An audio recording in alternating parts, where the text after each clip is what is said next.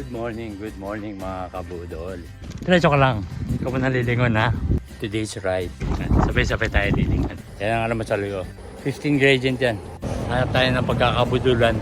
Lamang pa rin tayo sa pangbubudol. After 5 kilometers, may simento na. Nandito na tayo. 40 kilometers. Shoutout ko mga bagong followers yan. Para sa inyo to.